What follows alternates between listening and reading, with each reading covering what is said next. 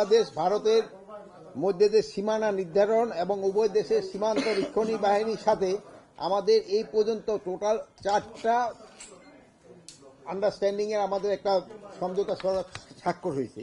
এই স্বাক্ষরগুলির ভিতরে একটা প্রথম ছিল যে 1975 সালের যে 150 গজের ভিতরে কেউ কোনো প্রতিরক্ষা সামর্থ্য মানে ডিফেন্স পোটেনশিয়ালিটি আছে এই সব জিনিস কেউ করতে পারবে না।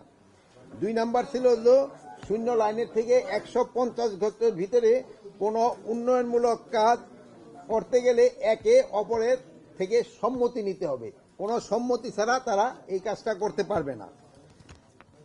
3 নম্বরে ছিল ভারত কর্তৃপক্ষ বাংলাদেশ ও ভারতের মধ্যে বিদ্যমান 4156 কিলোমিটার সীমান্তের ভিতরে 3271 কিলোমিটার স্থানে তারা অলরেডি কাঁটাতারে বেড়া দিয়ে ফেলছে। এখন হয়েছে কি আমাদের এখানে এই বিগত সরকারের আমলে 2010 সাল থেকে 2023 সালের ভিতরে এরা কতগুলি অসম কাজ যেটা মানে ইন্ডিয়ার করা উচিত হয় নাই, বাট আমাদের এই আগের সরকার তাদের কতগুলি একটা সুযোগ দিয়েছে।